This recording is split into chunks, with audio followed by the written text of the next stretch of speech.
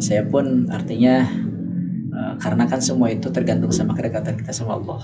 Betul. Kalau kita lagi benar-benar dekat sama Allah, amalan terjaga, baca Quran kita terjaga, pandangan kita terjaga, budul basarnya terjaga, insya Allah semuanya mudah gitu, urusan kita Allah selesaikan gitu. Kalau hal yang seperti itu sebenarnya yang membuat kita bikin down itu karena lemahnya iman sih, kalau saya, menurut saya gitu, karena lemahnya amalan kita gitu. Kalau amalan kita lagi bagus, insya Allah.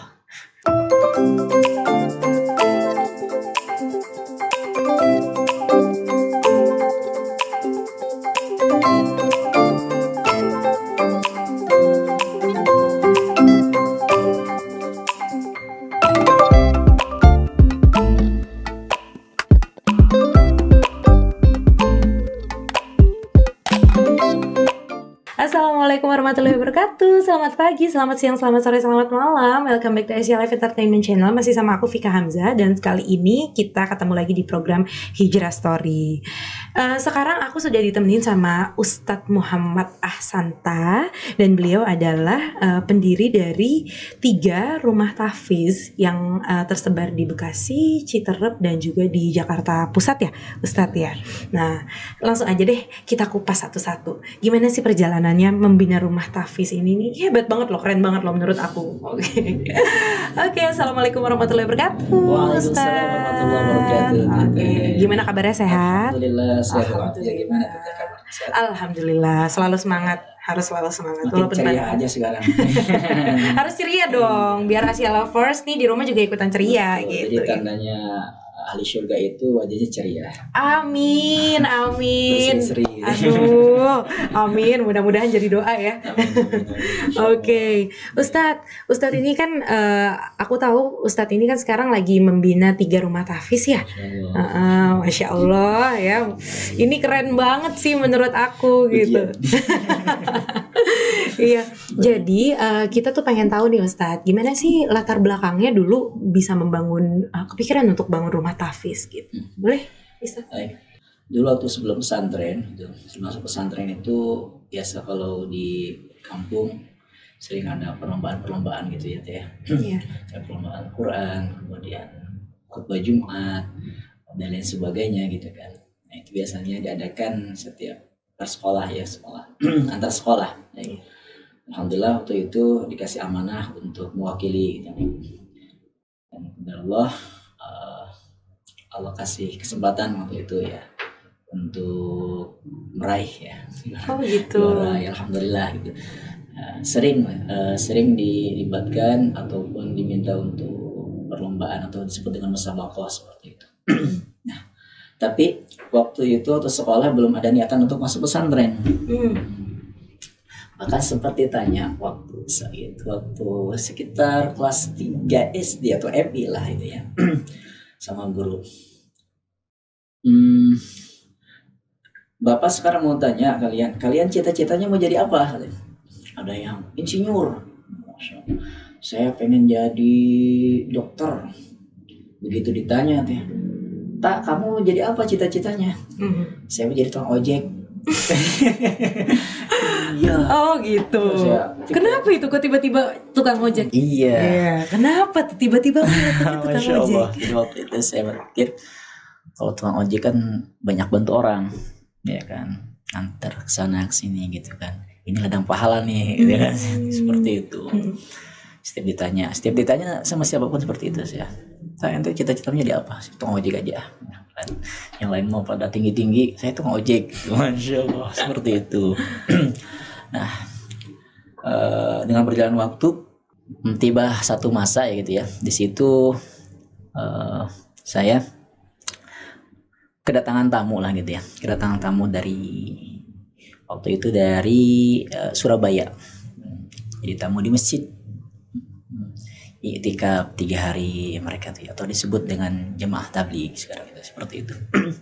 Kedatangan tamu, maka di situ saya diajak bicara tentang iman yakin gitu kan, gimana supaya iman kita baik di hadapan Allah gitu kan, yakin kita yang benar kepada Allah, seperti itu. 3 hari di masjid, akhirnya mereka pun pindah ke masjid yang lain dan saya diajak dengan paman saya situ.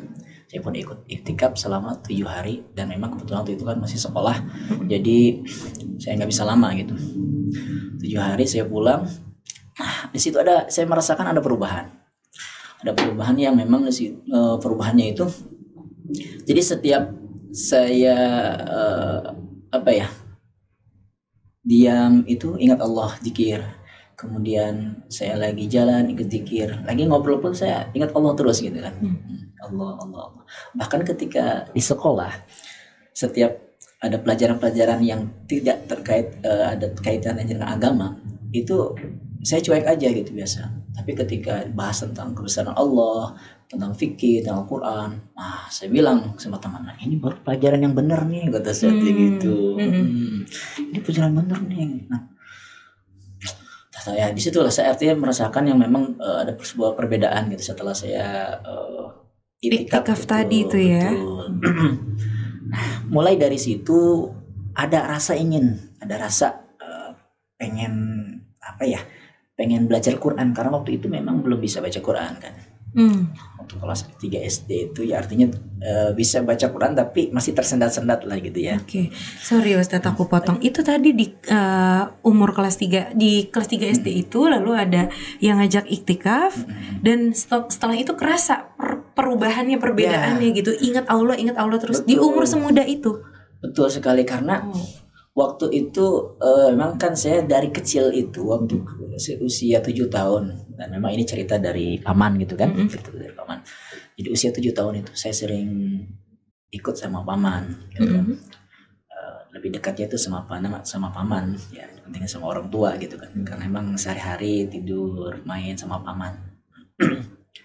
Itu ya waktu ya kalau kecil mah karena paman belum hijrah gitu kan, ya semua yang dia bisa ya dia ajarkan ke saya gitu, seperti gitar, nyanyi dan sebagainya gitu. Seperti itu. Yang masanya ya kedatangan tamu itu kita sama-sama itikaf lah gitu ya. Dan memang ya artinya karena memang kepolosan saya itu waktu masih usia ya masih kelas 3 itu kan ya belum terlalu lah, artinya kepolosan di sini ya tadi gitu. Saya bilang ini pelajaran nggak bener nih gitu kan, kecuali pelajaran agama nih baru bener nih kata saya gitu, seperti itu. Dengan kepolosan anak kecil ketika itu ya. Ketika itu. Iya.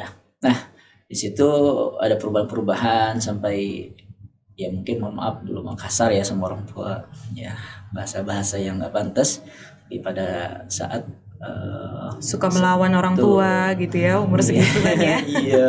Jadi di sekali waktu ketika saya artinya lagi senang-senangnya pengen belajar Quran gitu kan. Tadi kembali lagi ke tadi gitu. Datang juga tamu dari tetangga, adiknya tetangga ya, Mang Damung namanya, kakaknya ya, adiknya saya lupa namanya itu. Jadi beliau itu santri. Jadi ya mau asal bermula ya. Jadi beliau itu santri, datang kemudian sholat zuhur waktu itu tuh. Dan saya ada di sampingnya kebetulan. Saya liatin ketika takbiratul ihram, ya Allah kayaknya kalau jadi santri enak banget nih ya, sholat bisa khusyuk nih gitu. Nah khusyuk, udah selesai sholat saya bilang semua nih, saya tamat gitu, pengen ini aja deh pesantren gitu. Jadi habis sekolah itu nanti pengen pesantren plus MI gitu. Tuh sok ya silakan aja katanya, sok silakan bilang sama paman gitu. Bilang sama paman ya udah nanti katanya kalau udah selesai sekolah, nanti bisa langsung pesantren.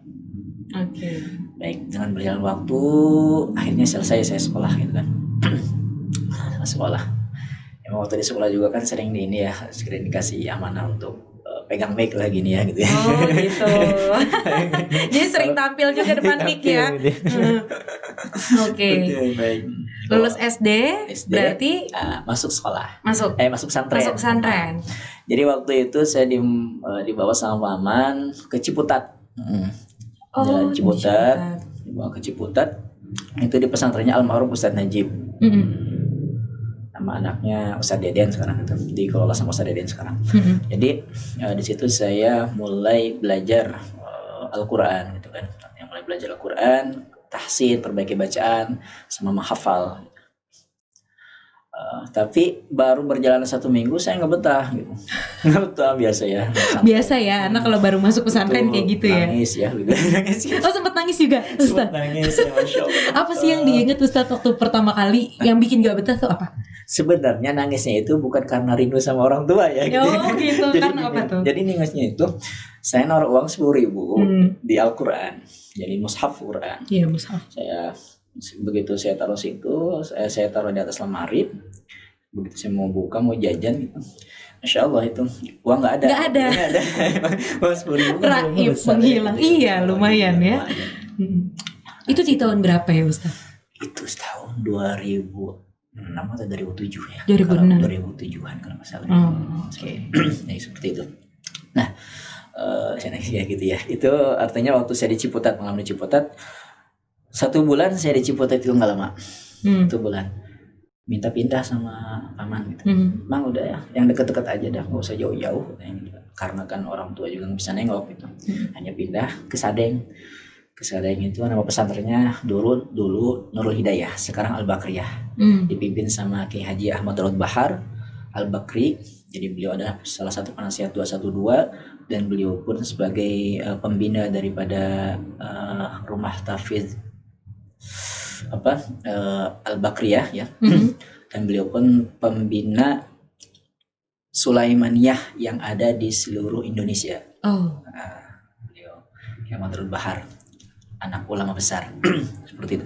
Nah di situ saya alhamdulillah bisa menuntut ilmu dengan baik. Saya artinya dikenalkan dengan cara menghafal Al-Quran oleh Ustadz Yusuf.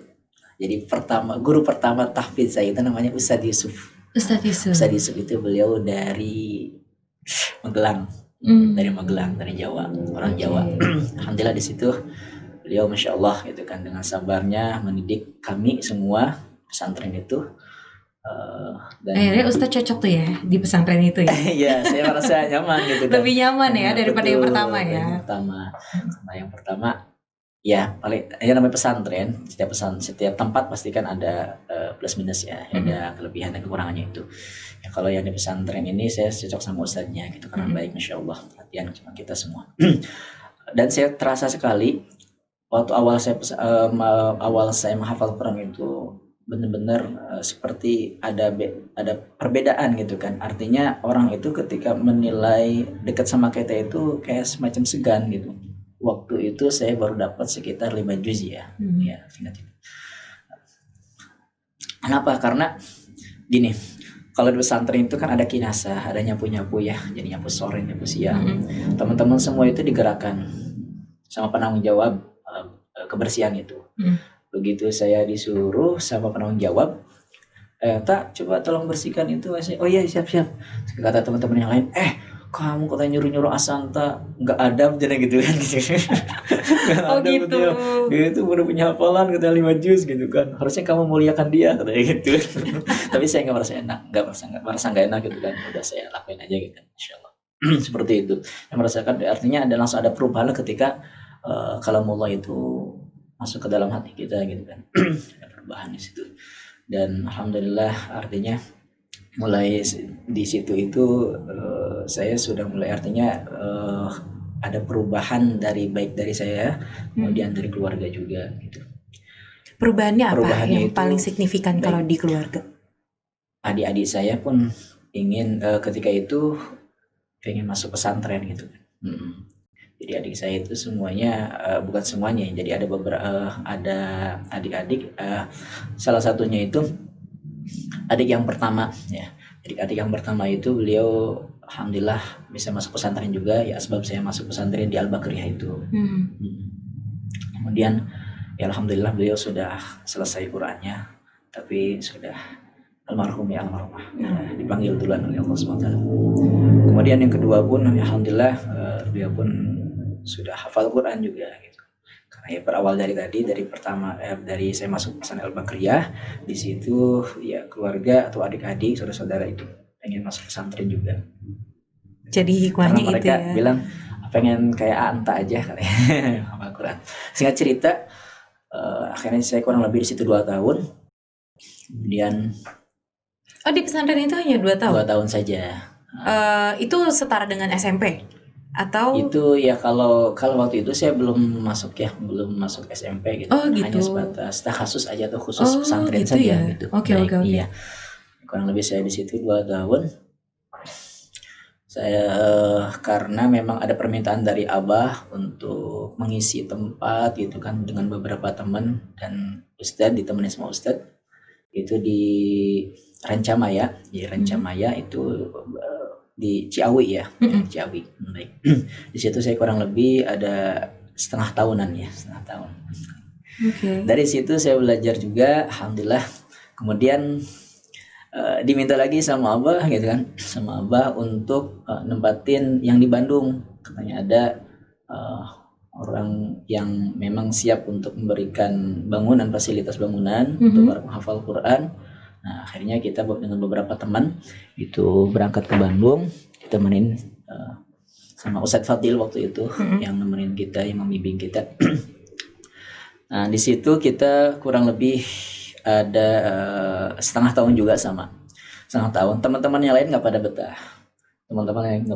Kenapa itu mereka ada nggak betah? Ya karena memang di komplek ya waktu itu ya. Kita biasa di tempat lingkungan yang ya mungkin bebas ya gitu ya. Jadi ramai perbedaan ya, perbedaan lingkungan ya. Perbedaan lingkungan. Hanya mereka bilang sama Abah kayaknya kita nggak betah itu, mau pulang.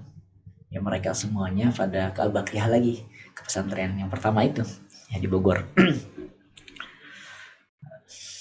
Cuma saya yang diminta untuk di situ sama Pak Bucit. Jadi yang punya rumah itu Pak Bucit sama Ibu Ida yang sekarang jadi orang tua angkat saya. Oh, Masya Allah. Jadi orang tua angkat. Masya Allah. Ya, jadi kata Pak Bucit, Asanta mah di sini aja. Kalau yang lain nggak apa-apa, Asanta di sini. Jadi Ustadz sendiri aja Saya tuh, sendiri. tersisa sendiri aja di sana sekali, ya. Saya di situ sendiri karena ya nggak ada teman. Saya pun minta sama bapak, Pak kayaknya Asanta mau pesantren aja. Oh ya udah, mau di mana? Saya cari, akhirnya dapat nama pesantrennya Madinatul Ulum. Di daerah? Di daerah Dago, Dago Asri waktu itu. Saya diantar sama keluarganya ke sana. Alhamdulillah saya pun di situ kurang lebih belajar 2 tahun. Dari situ kita belajar Quran juga sama, belajar tahsin, belajar tahfiz juga. Karena setiap ustadz guru itu kan berbeda-beda cara mengajarnya. Ya, seperti saya pun di situ seperti ya baru lagi gitu. Singkat cerita saya 2 tahun kurang lebih di situ dan akhirnya alhamdulillah selesai 30 juz gitu. Alhamdulillah. Selesai 30 juz di situ dan bisa disimak gitu. Jadi bisa disimak itu. Kita bisa baca Al-Quran bil ghaib tanpa melihat dari juz 1 sampai juz 30 mulai dari pagi sampai sore. Itu nggak pakai melihat Ustaz? Tanpa melihat waktu itu ya. Oh gitu. Itu metode belajarnya gimana Ustaz? Ya, jadi metode belajar waktu itu yes. Jadi pertama ya kita baca ya, diulang-ulang. Itu dapat dari guru saya yang pertama ya seperti itu. Jadi satu ayat itu diulang-ulang 20 kali. Satu ayat diulang 20 kali. Memang metodenya menghafal dulu ya, dihafal dulu. Ya. Sampai ingat, setelah ingat kemudian kita buka tutup sampai tergambar tulisannya seperti apa. Ya, baru kita nanti masuk ke ayat kedua. Setelah hafal ayat kedua sama seperti tadi kita diulang lagi dari ayat pertama dan seterusnya sampai ke bawah sampai satu muka itu. Satu muka baru diulang-ulang. Nah, nanti baru disetorkan sama Ustadz. Kalau sudah hafal disetorkan sama Ustadz seperti itu. Seperti itu. Sebenarnya ada metode-metode yang lebih. Kalau sekarang tuh banyak metode-metode. Kalau dulu ya seperti itu metodenya. Ketika Ustadz awal hafal itu dikasih metode sama guru seperti itu metodenya. Sampai alhamdulillah dibimbing sama Ustadz Mukhlis di Bandung. Alhamdulillah bisa sampai selesai 30 juz. Dan pendiri ataupun kiai yang di Bandung itu Maulana Nana Ishaq. Jadi beliau salah satu alumni dari Pakistan. Rewin ya. Jadi beliau itu Masya Allah ya. Kiai Haji Maulana Ishaq. Jadi beliau juga belajar di sana kurang lebih sekitar 2 tahunan di sana. Belajar ilmu hadis, ilmu bahasa Arab, sampai ilmu bahasa Arabnya itu beliau nomor 1 seluruh dunia. Masya Allah. Di masanya. Insya Allah. Jadi langsung berguru dengan beliau. Ya, alhamdulillah. Alhamdulillah ya dikasih kesempatan ya. Lalu? Nah, dari Bandung ini setelah selesai ada tawaran. Kan Maulana Nanang membuka cabang di Pasir Impun. Tapi itu sebenarnya cabang untuk akhwat. Karena akhwatnya belum banyak, maka diminta untuk para santri ikhwan untuk nempatin tempat itu ya, supaya untuk penjagaan lah, bisa dijaga.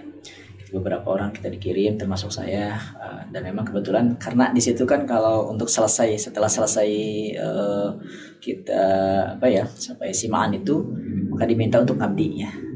Ngabdi. Itu berapa lama nih? Itu ngabdi itu saya cuma ngambil harusnya 1 tahun. Harusnya. Tapi harus setahun, tapi saya ngambil setengah tahun. Kenapa? Kenapa nggak setahun aja? Karena tergoda sama tawaran waktu itu. Oh. Ada tawaran ketika itu. Jadi, apa tuh Ustaz? Ya, waktu itu ada tawaran di Gorontalo untuk mengajar tahfiz juga sama di bagian aliyah, sekolah aliyah di pesantren Al-Huda. Saya ada tawaran, ya udah kata Maulana, kalau memang ya, itu yang terbaik ya udah saya doakan, saya dukung, tapi ingat dijaga Qurannya, seperti itu. Seperti itu. Jadi saya sempat mengajar di di Al-Huda, pesantren Al-Huda Gorontalo itu 1 tahun kurang lebih. Kemudian di Sangir, di Sangir ini di Bahrul Ulum, Sangir Talaut, ya di situ 1,5 tahun juga, merintis pesantren juga sama. Pesantren seperti itu. Nah, ini artinya masih terkait dengan Bandung lah gitu ya. Waktu saya awal ataupun selesai dari Bandung Madinatul Ulum Bandung. Sebenarnya waktu saya di pesantren itu saya bisa selesai 30 juz, selain daripada sabarnya Ustadz dalam mengajar, saya pun memiliki beberapa kawan yang Masya Allah sering mensupport saya. Di antaranya ya Ustadz Muhajirin yang sekarang beliau sempat menjadi mudir di mana di Allahumma shalli alaihi. Beliau tuh sempat menjadi mudir di Robani ya. Di Robani Allah. Oke. Ya, di Robani beliau. Terus sekarang ini menjadi salah satu staf pengajar di Nurul Fikri Cimahi. Cimahi ya. Ya, Cimahi. Kemudian ada Ustadz Rudi, beliau Masya Allah sekarang sudah menjadi mudir rumah tahfiz yatim piatu di Bandung. Ada Ustadz Hasim, Masya Allah itu beliau sudah menjadi imam besar di Jakarta Pusat. Masya Allah. Kemudian ada Ustadz Yusuf, ada Ustadz Mansur, beliau sebagai imam besar juga di Sulawesi. Ada Ustadz Iqbal sebagai pengajar Sulaimaniyah Turki ya, jadi cabang Turki. Kemudian ada Ustadz Tri ya, beliau pun salah satu pengajar Quran juga, Masya Allah. Jadi alhamdulillah teman-teman itu yang dari Bandung seangkatan itu sudah pada pengajar Quran, punya kesibukan. Benar-benar ngelihat seperti itu rekan-rekan sesama seangkatan tuh sama-sama bergerak di jalan kebaikan yang sama gitu, dan bisa bareng-bareng menjaga Quran gitu. Itu rasanya Masya Allah banget berarti ya Ustaz. Iya, saya senang. Salah satu keberkahan juga nggak sih? Masya Allah, ya betul sekali. Karena orang yang artinya yang hari-harinya dengan Al-Quran itu Masya Allah bisa mulia gitu kan. Karena siapapun, apapun yang terkait, yang ada hubungannya dengan Al-Quran, Allah akan muliakan. Seperti lembaran kertas kalau ada hubungannya dengan Al-Quran, Allah muliakan. Mushaf Quran. Benar. Kemudian hari yang ada hubungannya dengan Al-Quran, Allah akan muliakan. Ya, itu hari dimana diturunkannya Al-Quran. Kemudian malam pun ya, ketika ada hubungannya dengan Al-Quran, ya Allah akan muliakan malam Lailatul Qadar. Kemudian tempat yang ada hubungannya dengan Al-Quran, Allah akan muliakan. Mekah, Mukarramah, ya Allah muliakan. Dengan asbab apa? Dengan ada hubungannya dengan Al-Quran. Jadi sesuatu yang ada hubungan Al-Quran pasti Allah muliakan. Apalagi manusia akan muliakan. Karena orang yang hamalatul Quran, yang menjaga Al-Quran ini dikatakan dalam hadis ahli minan nas kan itu. Jadi keluarga Allah. Jadi Allah ini memiliki keluarga. Maka para sahabat itu kata, "Qalu man hum ya Rasulullah?" Siapa mereka ya Rasulullah? Mereka adalah Al-Quran, mereka adalah ahli Al-Quran. Khasatuh, mereka orang khususnya Allah. Jadi selain daripada mereka ini sebagai keluarga Allah, mereka orang khususnya Allah, seperti itu. Oke. Jadi ya siapapun yang sibuk dengan Al-Quran, ya, kemudian yang lidahnya berbasahi dengan Al-Quran, maka Allah akan muliakan. Insya Allah. Insya Allah. Ya, ini lumayan membuka mata juga, benar juga sih. Dengan Ustadz barusan bilang kan, memang semua yang berhubungan dengan Al-Quran akan dimuliakan oleh Allah. Iya benar juga ya, hari yang berhubungan sama Al-Quran dimuliakan oleh Allah, malam yang berhubungan dengan Al-Quran dimuliakan oleh Allah. Apalagi kita manusia, sebenarnya tinggal kita aja yang jemput ya, ya Ustadz ya, panggilan itu. Nah, gimana sih Ustadz caranya biar menumbuhkan panggilan itu di dalam hati bahwa oke, ayo gitu, mulai sekarang harus lebih rajin nih, paling nggak at least baca Quran gitu ya, sehari, sampai ada gerakan sampaikanlah paling tidak sehari 1 ayat gitu kan ya. Itu gimana sih cara menumbuhkannya? Terkadang kan kita bukan karena nggak mau ya, tapi karena kesibukan, pekerjaan gitu ya. Gimana ya Ustadz ya biar lebih terpacu lagi? Jadi isdis aja teh, isdis. Apa itu istiqomah, disiplin. Oh gitu, isdis ya.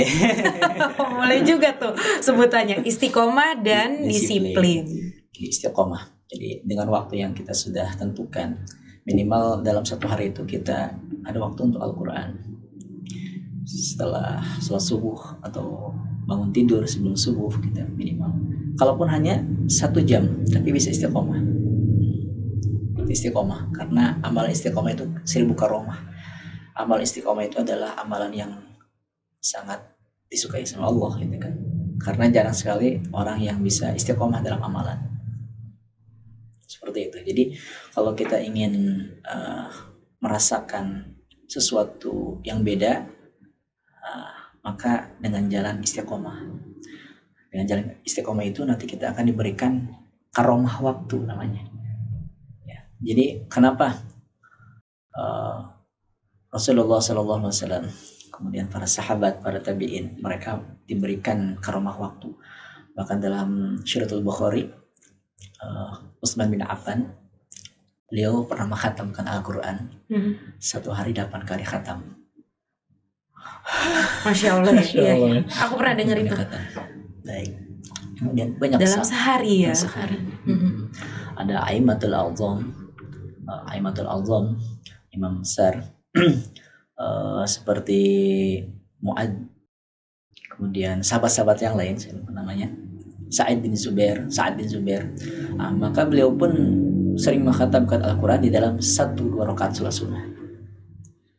Masya Allah. Ya. Kemudian ya Imam Syafi'i, Masya Allah, beliau pun mengkhatam Al-Quran di bulan Ramadan 1 hari itu 2 kali khatam. Kita nggak kebayang dengan kesibukan mereka, tapi mereka masih bisa mengkhatamkan Al-Quran. Kenapa bisa seperti itu? Karena istiqomah. Kemudian dengan istiqomah itu Allah berikan karomah waktu. Karomah waktu itu apa? Karomah waktu itu di luar jam dunia lah gitu. Kan 24 jam gitu Maya. Kalau pakai logika kayaknya nggak mungkin. Gitu. Khatam dalam 1 sholat sunnah. Seperti itulah karomah waktu ya. Kayak Mansur bin Zadan ya, dari tabi'in, kalangan tabi'in, maka beliau pun sering mengkhatamkan Al-Quran antara maghrib dan isya 2 kali. Masya Allah. Maghrib dan isya. Iya. Maghrib isya itu berapa jam teh? Iya. 1 jam ya. Iya. 1 jam. Kalau pakai logika kayaknya nggak mungkin. Tapi itulah karomah waktu di luar jam dunia. Insya Allah. Dan itu cuman hak vetonya Allah yang bisa bikin seperti itu ya. Betul sekali. Jadi Allah berikan sama orang-orang yang khusus gitu ya, sama orang-orang yang bisa istiqomah ya. Insya Allah. Ya mudah-mudahan kita bisa istiqomah ya. Amin. Minimal ada 1 amalan yang kita bisa istiqomahkan. Iya betul. Mudah-mudahan aku juga termasuk orang yang bisa istiqomah seperti itu ya. Karena saya juga lagi belajar istiqomah. Iya.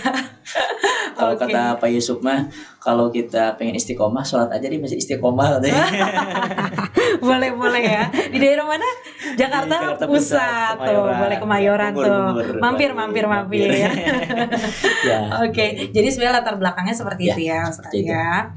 Lalu mulai start membangun rumah tahfiz itu yang pertama yang di Bekasi, Citerap atau yang di sini?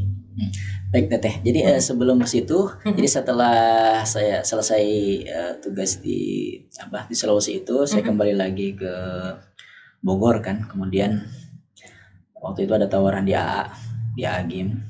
Sebelum ditawaran di AA Gym itu saya mondok dulu, nerusin belajar lagi ke Jawa. Oh, nerusin lagi Bojonegoro. setelah ngajar Iya, di betul. Gorontalo itu ya. Oke, Iya, mondok lagi betul. di Jawa itu di Al Kausar dengan Ustadz Thayyib, Masya Allah. Ahli tafsir juga beliau, Masya Allah. Beliau pun ahli hadis, cara penyampaiannya luar biasa. Mudah-mudahan Allah berikan kesehatan kepada beliau. Amin. Baik. Nah, saya di situ kurang lebih belajar nahwu sorof ya, belajar kitab di situ ada kurang lebih 1,5 tahun lah. 1,5 tahun. Seperti itu. Selesai di situ nggak selesai, artinya menyelesaikan diri aja gitu. Kalau namanya belajar nggak akan selesai. Iya, betul. Karena ulama-ulama itu kan belajar sampai 15 tahun. Selalu ya, continue terus ya. Seperti itu. Nah, jadi singkat cerita saya selesai di situ, pulang ke Bogor dan ada tawaran ke AA Gym itu ditawarin sama Ustadz Muhajirin ya. Saya bisa gabung di AA kurang lebih 1,5 tahun di situ. Dengan Ustadz Roni. Jadi pendirinya itu Ustadz Roni, pendiri untuk tahfiz ya. Karena di AA kan formal ya. Ini non formal, jadi yang pertama kali mendirikan itu Ustadz Roni. Ustadz Roni, alhamdulillah saya bisa kenal dengan Ustadz Roni. Di situ kita mulai merintis kurang lebih saya ada 6 bulan lah di situ ya, kurang lebih 6 bulan, sampai 6 bulan. Masya Allah, qadarullah, saya nggak bisa melanjutkan di situ karena baru menikah. Oke. Itu berarti di tahun berapa? Tahun 2015. Tahun 2015. Oke, melepas masa lajang nih ya. Melepas masa lajang, betul sekali. Ya, jadi awalnya ya ini sebagai jembatan juga. Jadi ya awalnya seperti itu. Di DT, mengajar di DT ya. Saya dikenalkan betul Darut Tauhid Bandung. Ya, dari situ juga? Dari situ. Enggak, dari situ itu ponakannya. Ponakannya. Jadi ponakannya itu kebetulan belajar sama kita. Nah, ceritanya ketika itu lagi ada pertemuan wali murid, kemudian selesai daripada pertemuan itu saya dihampiri salah satu wali murid lah gitu kan. Ustaz, Ujang ya. Ujang Ustaz ini udah punya calon belum? Sementara belum Ibu. Dia langsung gitu kan, aspekannya mau nggak ya sama antehnya Fazal ya. Jadi namanya itu. Nama muridnya Fazal. Tuh, sekarang jadi ponakan saya. Beliau mondok sekarang itu mondok di Temboro. Masya Allah. Jadi ke-6 saudaranya semuanya pesantren. Tinggal satu. Baik, di situ dikenalkan. Singkat cerita saya ta'aruf tanggal 1 Januari 2015. Ya, 2015 dan kemudian khitbah saya tanggal 1 Februari dan akad nikah tanggal 1 Maret. Seperti itu. 2 bulan ya? Iya, 2 bulan kurang lebih. Nah, dari situ saya hijrah ke Jakarta. Dari awal di Jakarta itu ya namanya belum kenal siapa-siapa di Jakarta. Itu bareng sama istri berarti? Ya, bareng sama istri. Karena kata istri, lebih kita ke Jakarta aja gitu kan. Karena beliau kan sudah ada kesibukan yang di kesibukan beliau itu sepertinya beliau nggak bisa meninggalkan itu gitu kan. Ya udah saya yang untuk memutuskan hijrah ke Jakarta seperti itu. Ya, kita di Jakarta lebih 2 bulan saya coba untuk melamar sebuah pekerjaan ya sesuai dengan ini saya gitu kan. Saya masuk ke sekolah, kemudian saya melamar, alhamdulillah diterima gitu. Waktu itu di Serengseng di sekolah Abata. Di situ saya mulai berkarya. Tapi nggak lama, cuma 3 bulan. Kenapa tuh? Ya itu ya. Sebentar sekali. Karena ya sifat manusia ya, kadang bosan gitu ya. Iya. Bosan, kejauhan. Banyak keluh, itu sifat manusia, banyak keluh, Masya Allah. Emang Ustadz di Jakarta stay-nya di mana? Saya itu di Jakarta pusatnya. Yang di Kemayoran ini? Betul. Oh, dari awal di Jakarta memang di Ya, Kemayoran. Oke. Saya keluar dari situ, udahlah kata mami, udah Bi cari lagi aja yang lain. Cari yang lain, alhamdulillah dapet di dekat situ, ya kurang lebih 15 menit perjalanan dari rumah. Itu nama sekolahnya apa ya, itu pun sekolah SDIT juga, sama SDIT. Nah di situ saya lumayan agak lama 1 tahun lah. Oke. Lumayan agak lamanya itu 1 tahun, tadi 3 bulan ya 1 tahun di sekolah.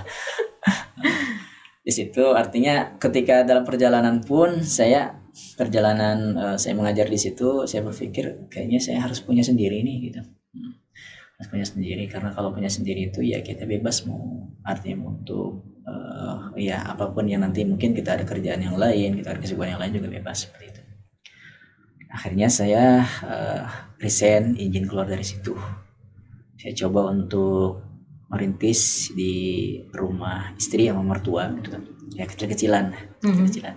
Dari waktu itu santri ada 1 aja, cuma 1, kemudian tambah 2, nggak lama sekitar ada 40 orang. Nggak lama dari itu ya, nggak lama dari 40 orang, anak kecil waktu itu kan. Setelah itu ya nggak lama ya ada yang daftar itu 130.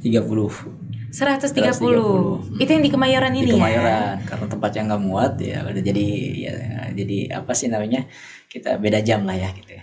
Oke. Tapi pengajar masih tetap 1. Nah waktu itu saya Ustadz aja? 1 kan, saya kewalahan sendiri, saya minta bantuan sama adik saya seperti itu. Nah, adik saya, alhamdulillah beliau pun tinggal di Kemayoran juga, tetangga gitu. Ustadz sorry, itu adik ada berapa? Jadi Ustadz ada berapa bersaudara? Ada 7 sebenarnya. 7 bersaudara. Yang ikut seperti Ustadz ke pesantren juga itu berapa? 3 orang. 3 orang. Jadi yang 2 itu sudah 30 juz gitu. Kalau yang pertama, jadi beliau sebelum memang sudah berkeluarga ya, sekarang itu sudah berkeluarga dan ya punya kesibukan yang lain, beliau seperti itu.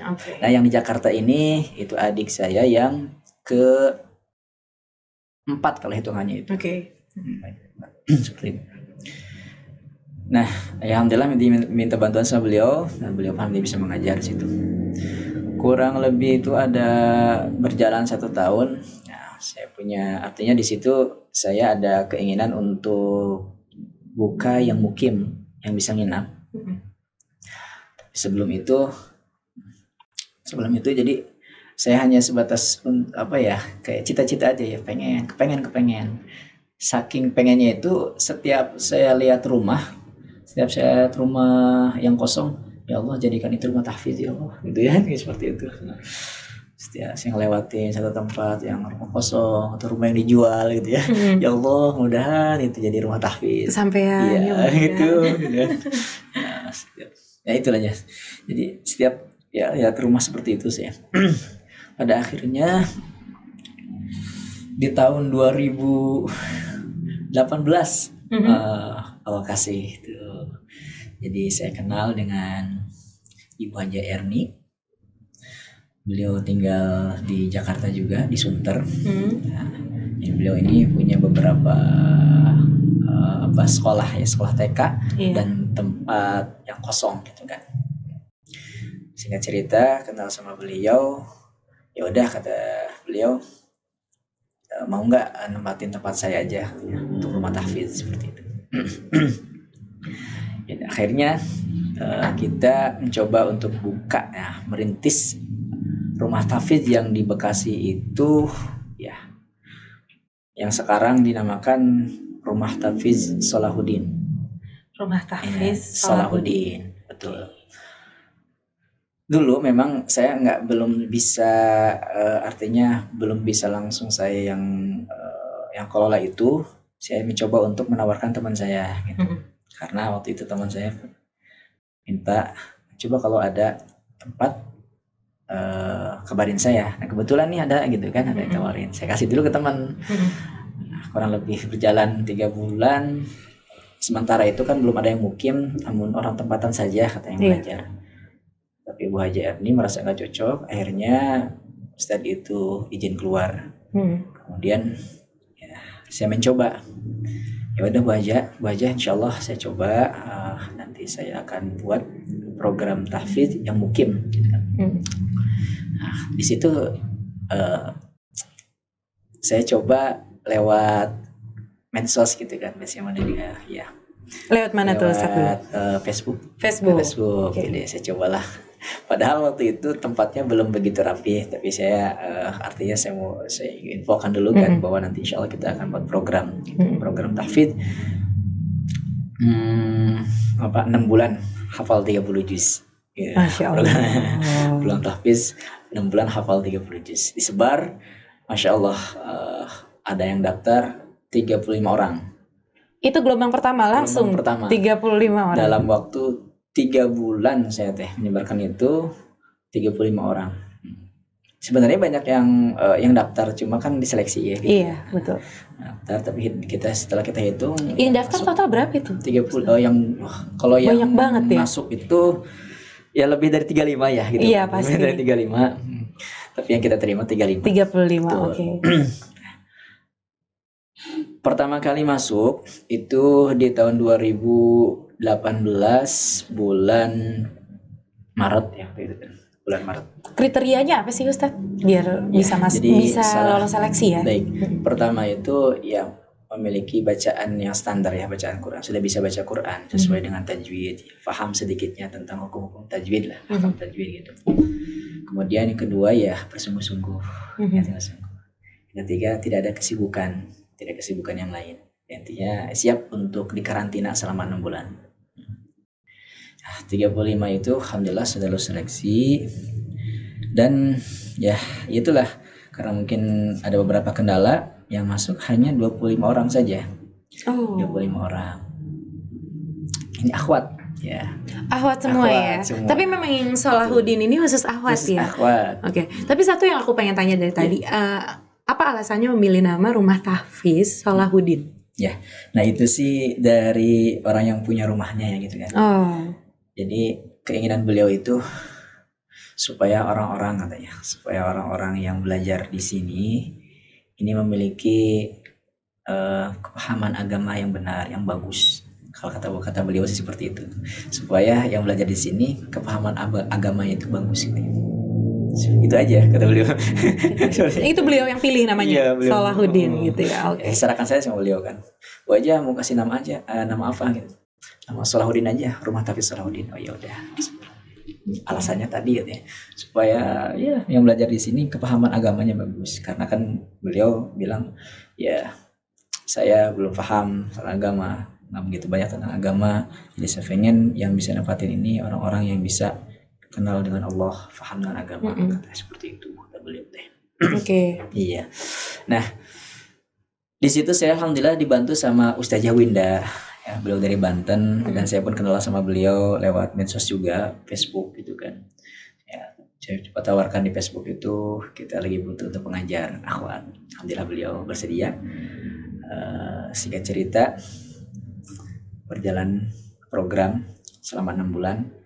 Dan alhamdulillah dari sekian beberapa santriah yang mengikuti program itu yang dipilih sampai selesai 30 juz itu ada 13 orang. Yang lainnya ya mereka ada yang izin pulang, nggak betah dan lain sebagainya. Karena kan hafal Quran ini adalah pilihan Allah gitu. Tapi pasti prosesnya seperti itu ya Ustadz ya. Karena ujiannya banyak sekali. Entah itu dari keluarganya, kemudian dari teman, dari dirinya sendiri juga. Ya. Sebenarnya yang membuat tidak nyaman itu kan tergantung diri kita ya. Betul. Gimana kita menghandle-nya gitu kan. Ya alasan bla bla dan sebagainya lah. Artinya alasannya banyak lah yang keluar dari situ itu. Tapi masya Allah dari 13 orang ini mereka sungguh-sungguh sampai akhirnya Allah takdirkan, Allah kasih amanah mereka. Bisa akhirnya hafal 30 juz dalam waktu 6 bulan itu. Dengan wisuda alhamdulillah. Bisa wisuda. 13. Nah itu gelombang pertama. Sekarang sudah masuk gelombang berapa? Gelombang kedua nih sekarang. Gelombang kedua. Untuk yang Salahuddin atau semuanya ini? Untuk yang Salahuddin. Oke. Untuk yang dua lagi? Iya. Jadi Rumah Tahfidz Salahuddin ini kan dulunya ini TK. Kemudian di atasnya ini kan 2 lantai, di atasnya itu kos-kosan atau kontrakan. Di sebelahnya juga kos-kosan, ya kontrakan seperti itulah. Nah untuk ketika selesai wisuda, karena Bu Hajah melihat sendiri gitu kan, ternyata Masya Allah ya gitu ya. Artinya mereka bisa hafal dalam waktu yang singkat ini, 6 bulan. Melihat kesungguhan para pengajarnya, akhirnya Bu Hajah antusias gitu. Dia bilang, ya udah yang di atas kita kasih aja untuk santri, kita pakai untuk santri, kita gunakan untuk para penghafal Quran aja yang di atas itu, yang tadinya diisi sama orang-orang yang ngontrak gitu. Jadi sekarang saya dikosongkan, diisi sama anak-anak santri. Beliau berharap semoga tempat ini kemudian ditempati sama anak-anak santri menjadi amal jariah untuk suami saya, kata beliau. Amin, amin. Seperti itu. Nah, untuk yang di gelombang kedua ini kita buka ikhwan dan akhwat. Ikhwan ini di bawah, akhwat di atas. Kurang lebih sekarang tuh pesertanya ada 30 orang yang gelombang kedua ini, dari berbagai daerah juga sih ya. Ada yang dari Riau, kemudian ada yang dari Kalimantan, ada yang dari banyak Sulawesi, yang dari seberang pulau ya Ustaz ya. Seberang pulau. Kemudian dari Lampung. Kalau yang dari situ sendiri atau yang dari Bekasi itu bisa dihitung ada 1-2 orang. Iya. Malah banyak dari luar ya. Itu. Iya betul. Oke. Nah, jadi ikhwan dan akhwat. Maka berjalan sampai beberapa bulan di situ ikhwan dan akhwat. Saya kan ada tawaran tempat sebenarnya itu dari tahun 2018 juga sama gitu, dengan Bu Hajah Tuti. Jadi Bu Hajah Tuti beliau punya tempat di Citeureup. Tempatnya sudah lama kosong, 1 tahun lah kosong. Dulunya memang punya Habib. Kemudian ditawarkan sama Bu Hajah, dibeli sama Bu Hajah, akhirnya dikosongkan sama Bu Hajah itu. Karena mungkin jauh jaraknya, jadi beliau jarang ke situ. 1 tahun gak dipakai tempat itu. Kemudian mencoba untuk menawarkan tempat itu ke kita ya, untuk diisi sama penghafal Quran, dengan tujuan kata beliau ya supaya ya menjadi wasilah semua urusan saya Allah mudahkan. Amin. Jadi Salahuddin tadinya ikhwan dan akhwat, karena sudah ada tempat kita pindahkan untuk yang ikhwannya ke Citeureup. Jadi begitu sejarahnya. Iya, jadi Citeureup ini santri dari Salahuddin. Khusus ikhwan. Untuk ikhwan. Jadi kalau yang ikhwan ini Citeureup, akhwat ini di Bekasi. Betul. Dan Citeureup ini sendiri namanya Baitul Quran Mafaza. Kenapa dinamakan Baitul Quran Mafaza?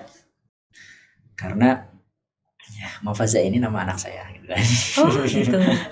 Kansa Mafaza Al-Adli ya.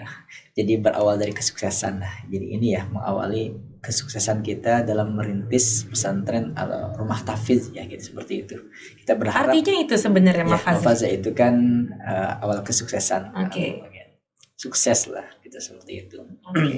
Baitul Quran ya rumah Quran. Baitul Quran Mafaza itu yang di Citeureup ya. Betul. Lalu yang berarti yang gelombang kedua ini berbarengan nih, yang Salahuddin dan Mafaza ini berbarengan. Itu bulan apa kemarin Ustaz mulai ini? Kalau ini kan waktu bulan Maret juga sama. Kita bulan Maret kita buka, tapi bulan Maret ini belum begitu banyak santri, hanya beberapa orang saja di bawah 15. Karena pandemi juga ya. Lama dari itu pandemi kan. Iya. Akhirnya mereka ditunda. Sebenarnya banyak yang daftar tuh. Waktu itu kita terima yang di gelombang kedua ada 75 daftar. Dari berbagai daerah tadi itu. Karena pandemi mereka nggak sabar gitu kan. Iya betul. Ada tawaran yang lain, kuliah dan sebagainya, udah kata orang tuanya kuliah aja. Sebagian kuliah, sebagian juga ada yang terus kerjanya gitu kan. Seperti itu. Jadi sekarang ini santri sementara yang ada di Salahuddin untuk yang akhwat ada 30. Pengajarnya 4 orang. Untuk yang di ikhwan kurang lebih ada 17-an ya, 17. Itu pengajarnya ada 2 orang. Baik. Lalu untuk yang ketiga nih, rumah tahfiz yang ketiga ini sudah dimulai ya Ustaz? Iya, itu yang saya merintis itu ya. Yang pertama kali setelah saya keluar dari sekolah itu. Oh gitu. Iya itu teh, Masya Allah. Ini namanya Baitul Quran Al-Atli. Iya benar ya. Iya. Jadi Baitul Quran Al-Atli itu yang di Jakarta, yang memang diisi sama anak-anak. Iya, yang sekitar situ ya. Yang justru yang pertama ya. Kalau yang ketiga ini justru yang pertama ya. Iya.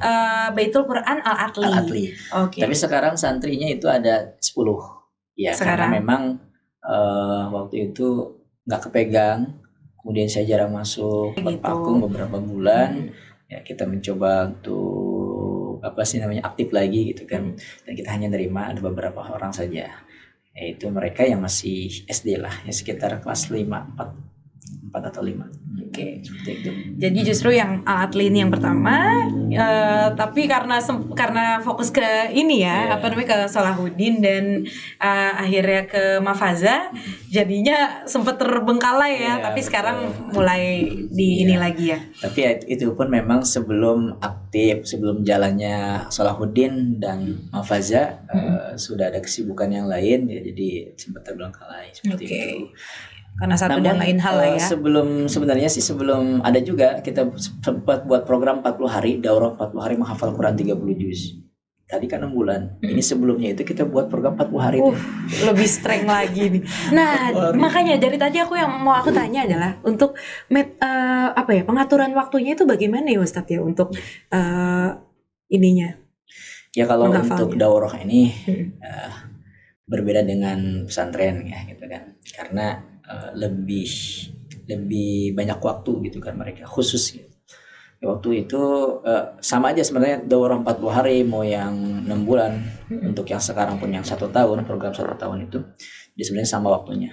Jadi mereka itu untuk di majelis ataupun yang dikontrol sama ustadznya itu ada 10 jam, waktu 10 jam. Jadi ba'da subuh itu 1,5 jam, kemudian nanti setelah duha itu 3 jam kurang lebih, ba'da zuhur sampai sebelum asar, ba'da asar sampai sebelum maghrib, kemudian ba'da isya sampai jam 10 malam. Kurang lebih ada waktu 10 jam untuk fokus ke Quran mereka. Per hari. Dan itu targetnya per hari itu berapa juz? Untuk yang program yang mana? Karena nanti beda-beda. 40 hari dulu kali ya. Oh boleh. Kalau yang 40 hari itu jadi mereka setorannya itu 1 hari 1 juz deh. 1 hari 1 juz. Oke. Hafalan. Tapi memang nggak maksimal. Artinya setelah mereka setoran 30 juz selama 40 hari, ya itu perlu ekstra banget untuk mengulang hafalannya. Iya, karena waktu yang singkat kan itu. Iya, betul. Singkat, dan setorannya pun ya berbeda dengan program yang 6 bulan atau program yang 1 tahun, yang 2 tahun gitu. Singkat. Paling ada beberapa ayat dia dapat 1-2 ayat disetorkan. Dapat 3 ayat disetorkan seperti itu sampai 30. Terus hanya sebatas ziyadah kalau bahasa kita itu masih ziyadah. Jadi nambah aja. Belum ada pengulangan khusus untuk Al-Qur'an selama 40 hari itu. Oke. Iya, jadi kurang efektif ya. Efektif untuk katanya. Tapi ya memang banyak sekali peminatnya ya juga kalau yang 40 hari. Bahkan sekarang kan banyak yang yang buat program 40 hari itu di berbagai daerah gitu. Seperti itu. Adapun yang program 6 bulan juga sama 10 jam. Jadi kalau yang program 6 bulan waktu dulu itu kita ada bahasanya ada binadzor ya. Jadi binadzor itu nanti untuk tahsin perbaiki bacaan dulu ya. Kemudian nanti ada sabak. Sabak itu setoran baru, ada sabki menyetorkan hafalan yang baru dihafal sama ustadznya. Ada manzil. Kemudian manzil itu mengulang hafalan yang sudah lama dihafal, seperti itu. Nama-nama ataupun istilah dalam proses menghafal Quran. Oke. Ya, sampai mereka ya bisa hafal Quran seperti itu. Adapun yang 6 bulan itu belum bisa satu majelisan gitu, ataupun belum bisa mereka baca 30 juz 1 kali duduk gitu, dari pagi sampai sore belum bisa. Itu karena butuh waktu sekitar beberapa bulan lagi mereka untuk melancarkannya. Oke. Jadi kenapa dikatakan yang 6 bulan itu lebih efektif? Karena rentang waktunya lebih panjang untuk bisa lebih matengin lagi hafalannya gitu ya Ustadz. Dan ada pengulangan terus juga ya, hafalan-hafalan yang sudah disetor ya. Ada khusus waktu untuk mereka merujaah untuk mengulang hafalannya. Oke. Ada kejadian-kejadian unik kan sih Ustadz? Kejadian-kejadian unik ketika setoran-setoran hafalan dari santri gitu. Apa aja sih biasanya? Biasanya yang sering terjadi itu apa sih? Ya, kalau untuk setoran itu mereka bilang jadi gini, keunikannya itu biasa pengalaman saya pribadi ya dulu tuh. Ustadz juga ngalamin ya? Ngalamin. Jadi kalau kita di belakang itu menghafal lancar gitu kan. Kita minta tolong sama teman, tolong dong dengerin hafalan saya yang tadi simain. Bener nggak? Gitu. Begitu maju ke depan itu buyar semua. Deg-degan campur adukan. Ustadz itu beda lah, masya Allah Ustadznya. kita baca lupa lagi, terus nggak mundur deh. Oh gitu ya. Jadi kalau emang ternyata di depan pas dites nggak bisa, mundur dulu deh gitu ya. Gitu kan, biar lancar hafalannya seperti itu. Oh gitu. Ada anak-anak santri pun sekarang seperti itu ngalaminnya. Dan mereka ya tadi ada macam-macam sih. Ada yang memang ada yang mudah menghafal, ya kemudian sulit hilang. Ada yang mudah menghafal, cepat hilang. Ada yang sulit menghafal, mudah hilang. Itu. Oke. Ada yang mudah menghafal, sulit menghafal, mudah hilang. Ini yang terlalu itu yang orang. Tapi memang masing-masing santri ini ya, punya karakteristik sendiri dan juga cara treatment yang beda-beda juga ya Ustadz. Iya, betul sekali. Oke.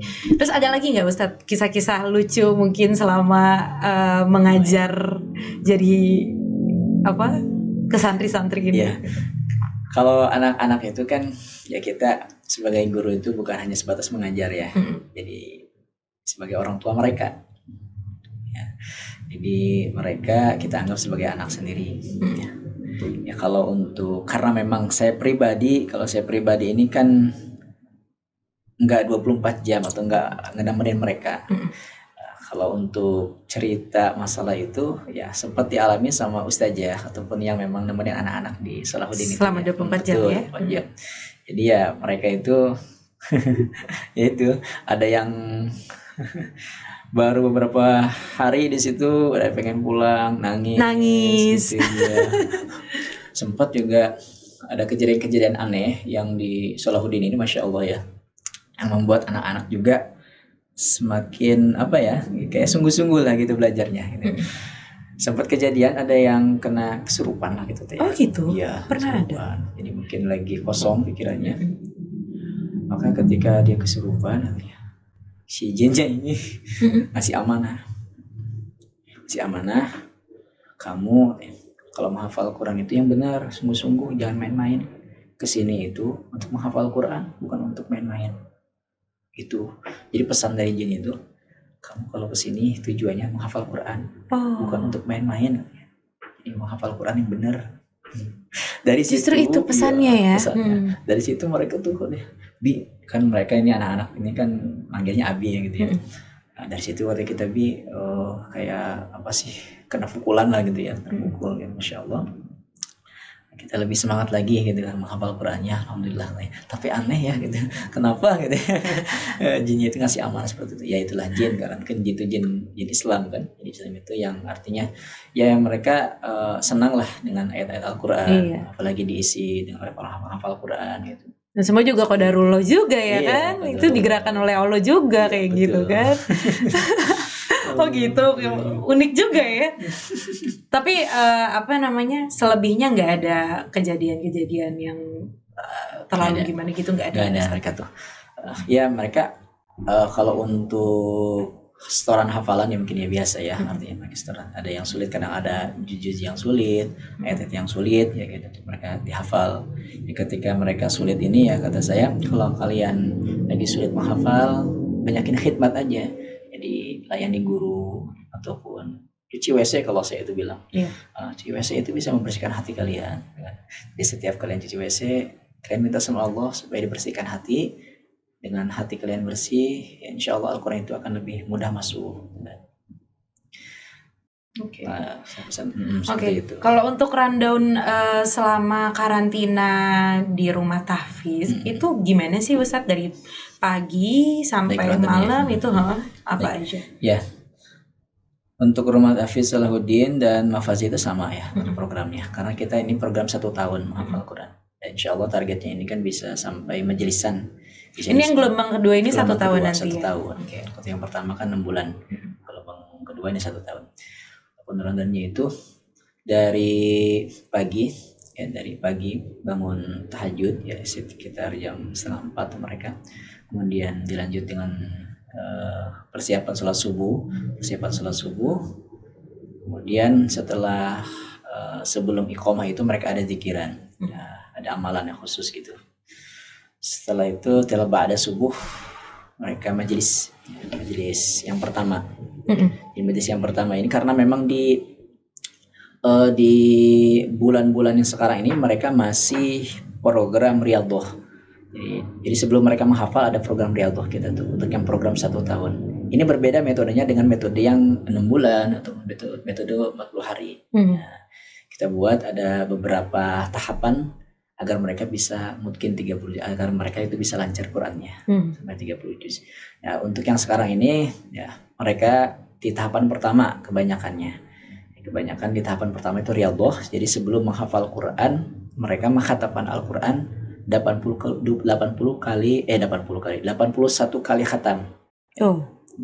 Jadi sebelum hafal Quran. Ya, tapi sebagian gak kuat.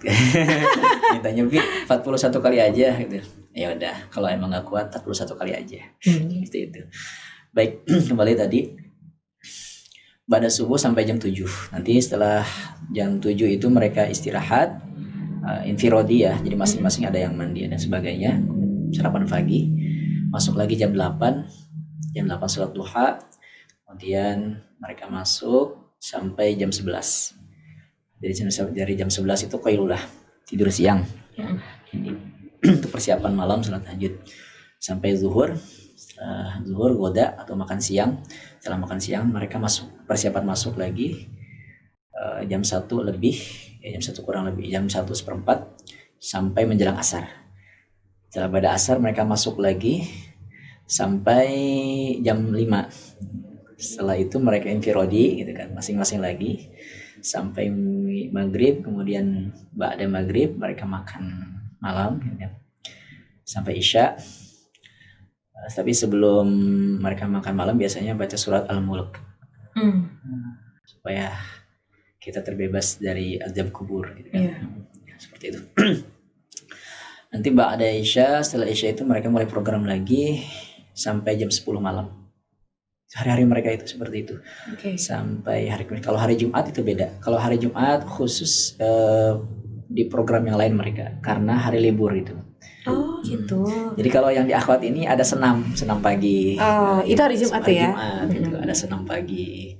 Kemudian nanti ada muhadharah, belajar ceramah, ada belajar ceramah bahasa masing-masing daerah gitu kan. Ada yang bahasa Arabnya sesuai ya tergantung sama ini para pengajarnya gitu, seperti itu. Kemudian nanti mereka juga ada belajar tajwid, kemudian nanti mereka pun ada belajar marawis gitu kan. Di hari Jumat itu. Jadi selain Al-Quran. Jadi hari libur itu di hari Jumat itu aja ya. Tapi memang setiap malam selalu Qiyamul Lail pasti nggak ini ya, nggak putus ya. Kecuali kalau lagi halangan gitu. Nggak, maksudnya untuk semua santri gitu ya. Oke. Lalu untuk aku penasaran nih, untuk biayanya sendiri gimana sih Ustadz kalau rumah tahfiz? Kalau untuk yang di Salahuddin ya, itu untuk pendaftaran itu 1 juta mereka. 1 juta ini nanti ya untuk perlengkapan perlengkapan tidurnya mereka. Perlengkapan disediakan oleh pihak kita sediakan dari pihak pesantren rumah tahfiz. Kemudian untuk bangunan dan sebagainya 1 juta itu. Adapun untuk infak bulanan itu 400.000.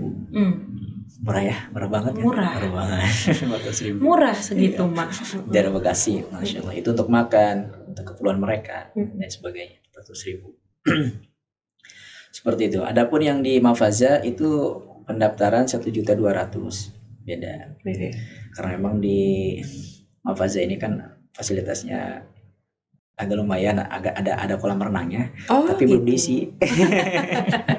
Tapi kan kedepannya bisa dipakai Insya Allah bisa jadi fasilitas ya gitu. Gitu. Kalau yang di Mafaza ini sebenarnya masya Allah kalau tanahnya itu sekitar 3 hektar.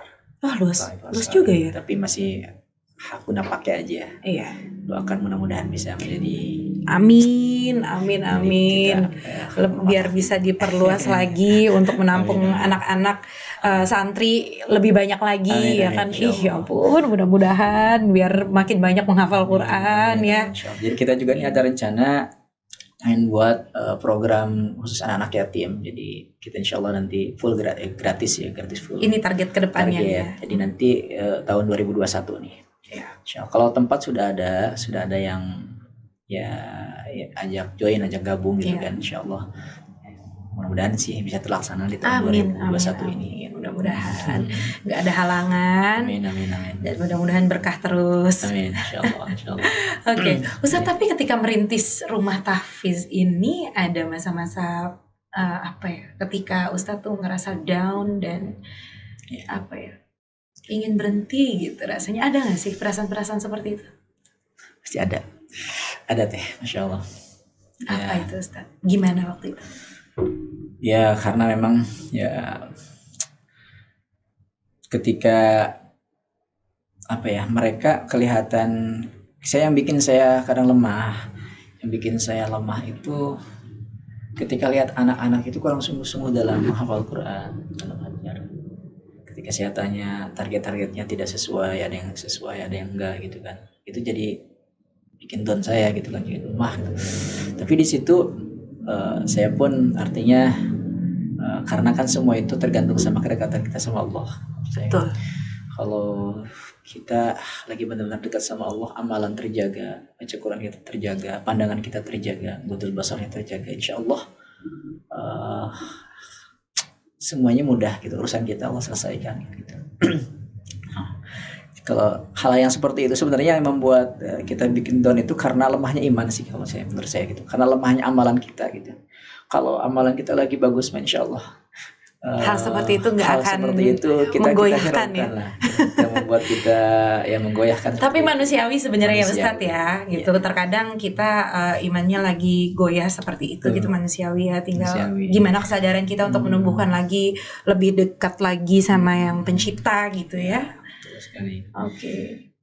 Ya, tapi ya prinsip saya yang membuat saya kuat itu karena tujuan satu, ya Allah, mudah-mudahan dengan asbab saya merintis pesantren untuk rumah tahfiz ini menjadi syafaah, menjadi penolong saya nanti di yaumil akhir. Amin, Seperti itu, amin, kan. amin. Mudah-mudahan sharing kita hari ini bisa bermanfaat ya, Amin, Ustadz amin, ya, insya buat Allah. aku, buat Ustadz, buat semua yang di studio, dan juga buat teman-teman Asia Lovers yang nonton video kita. Dan terima kasih banget nih untuk Ustadz yang sudah mampir ke studio, udah ngobrol. Dan oh ya, satu lagi, cara daftarnya kalau kita mau daftar ke rumah tahfiz gimana Ustadz? Ada Facebooknya atau ada Instagramnya atau Iya, ada websitenya ada. gimana? Kalau untuk rumah tahfiz Sholahuddin, ya itu tinggal klik aja rumah tahfiz Sholahuddin. Ada websitenya ya, rumah websitenya. tahfiz Sholahuddin. Di situ udah langsung bisa Sudah. daftar ya. Untuk Oke. Baitul Quran Mafaza Baitul juga sudah ada di Facebooknya.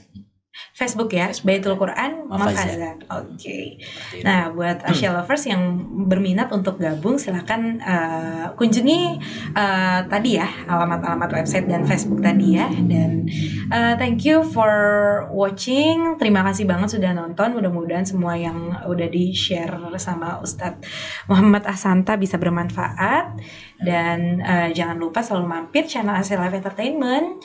Selalu nonton videonya, jangan lupa di like, comment, subscribe, dan juga di share gitu. Dan selalu tetap terapkan protokol kesehatan, stay safe, stay healthy, and see you on our next video. Wassalamualaikum warahmatullahi wabarakatuh.